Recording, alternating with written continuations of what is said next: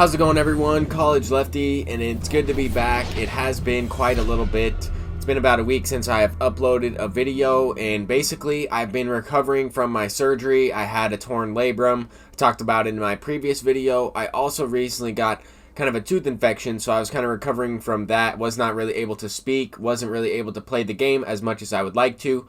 But in this one, we do have some game highlights from a couple of ranked seasons games that I played recently. We're going up against a 6-time top 50 player in this episode, and this player is amazing. JBD has been following the channel for a long time.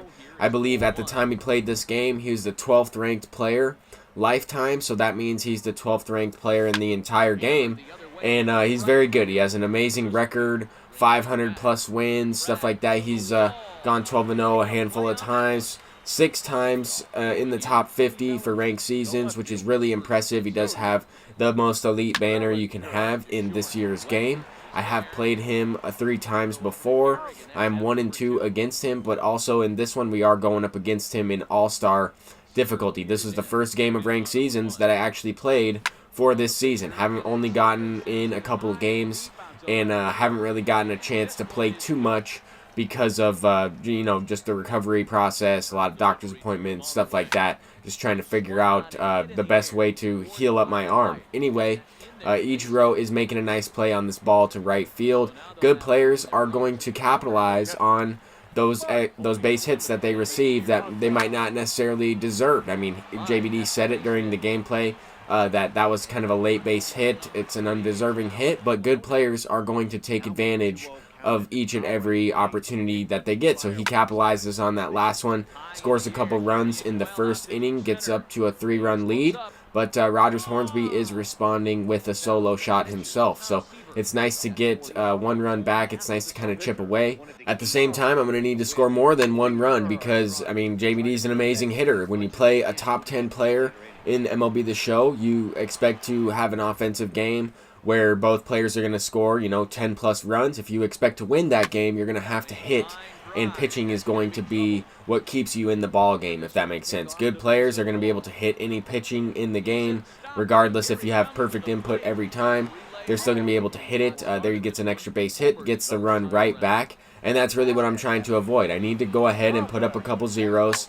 Playing against JBD, I'm going to need to get a little bit lucky as well. I mean, some of the good squared up hits that he has need to result in outs, because if he gets everything going his way, it's going to be really tough for me to make this comeback. Now we're down 5-1. He goes deep here with Willie Mays. A lot of offensive highlights from him so far up until this point. I haven't really gotten anything going at the plate. We're in the 3rd inning, bottom of the 3rd. I only have that 1 hit. That was a home run earlier, and he's definitely outplaying me in every aspect of the game at this point. But there is still a lot of baseball game left to be played in this one. There's still a lot of innings left, a lot of outs to work with.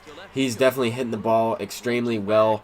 I'm just hoping that I can consistently square the ball up and get some base hits to fall in. We have a base runner on first base with Willie Mays, 92 speed. Babe Ruth is sending that one into the gap, so that should be able to score the run from third. I got kind of messed up on the bases, and Willie Mays also got that ball in really quickly, so I wasn't sure if I was going to be able to risk it. There was not any reason to risk it because I'm down by 4 runs. We need all the base runners we can get. We do have a situation where a sac fly will score him. That's exactly what happens here with Jimmy Fox. I'm looking to get up to third base with Babe Ruth, and I almost got thrown out there. The ball kind of warped to third at the last second. Don't really know how close that play was, but this is a huge at-bat as Lou Gehrig smacks a line drive to dead center. If that ball's caught, that kind of changes the complexity of the inning. We don't really get the extra run. We only result in a sac fly.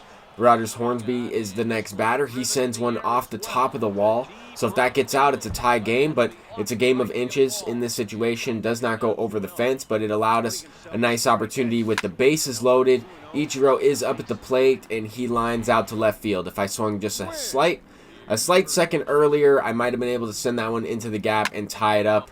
In that last situation, though, I did have a pretty good situation.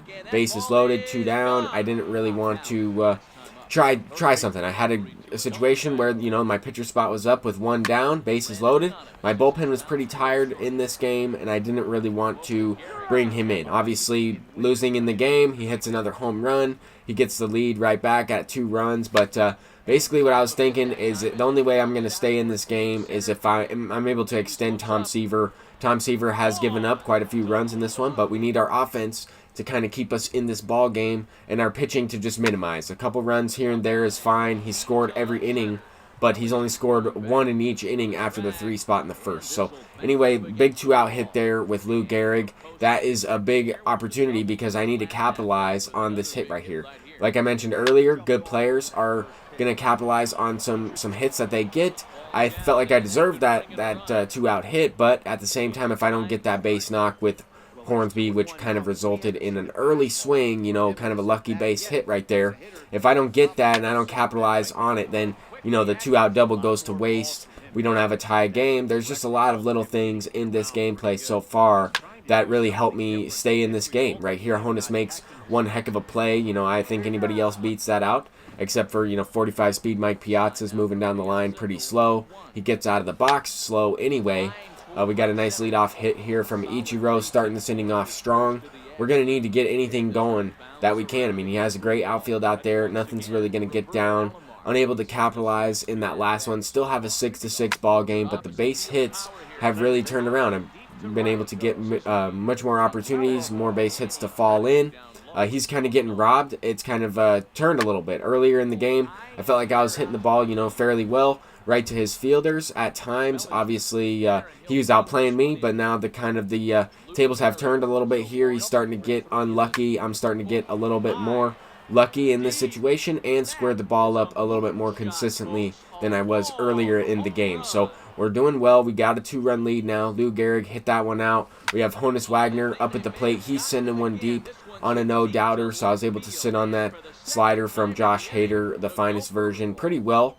He goes to Dennis Eckersley. We need a big inning. This is the inning. We need to have a big inning right now. To get a 3-run lead, we need to keep it going. There are 2 down in the inning, a 3-1 count. I'm looking for a pitch that I can drive. I'm also looking for a base runner. I will take a walk. We'll go to the bullpen, go to the bench for a pinch hitter. We go deep with the solo shot, kind of changes the outcome of the inning. Makes it a 4-run lead. I could leave the pitcher in, Billy Wagner, who, already had 1 inning of work. Or a couple batters of work anyway, and felt like I needed to kind of extend him as long as possible.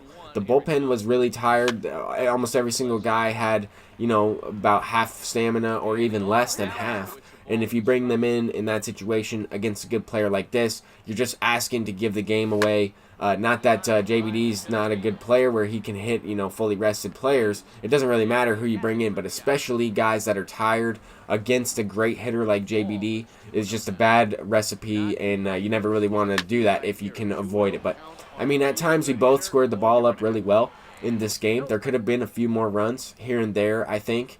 And, earlier in the game he had, multiple lineouts that resulted, that started off the inning, that resulted in outs. Those are big hits that, he gets base knocks on those. That changes the inning entirely. But here we are in the bottom of the 8th inning. He's down to his last 4 outs. But anytime you're playing against a really good player, they're going to make it extremely difficult on you to get the last few outs of the ball game. I know that JBD can put up 4 runs just like that. There he goes deep with Roberto Alomar. I'm just looking to try and get through this inning with Billy Wagner. If we can get through this one, there's already 2 down. It's making it extremely stressful on me right now, though, because I had to go to Billy Wagner, or I had to go to Andrew Miller after Billy Wagner. It's another lefty.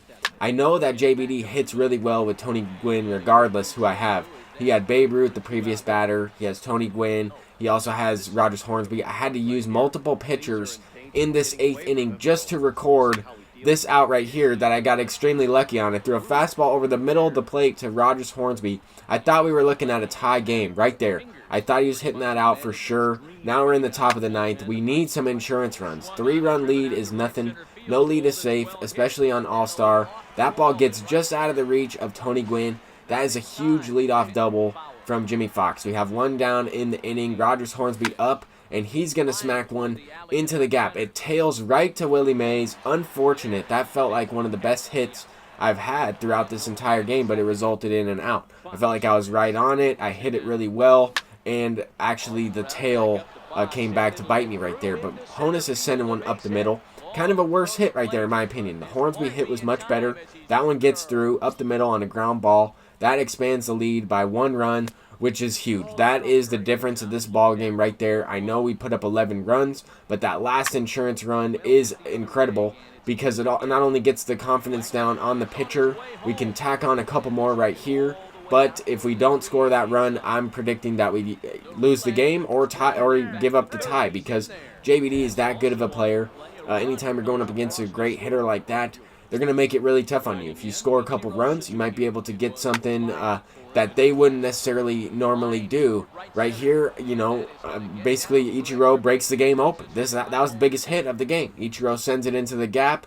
Now we have a 14-7 game, and basically what I mean is, JBD was able to score 2 runs, but he might have been more selective. If I didn't get those extra runs, he's one swing of the bat from tying the game up, one swing of the bat from winning the game.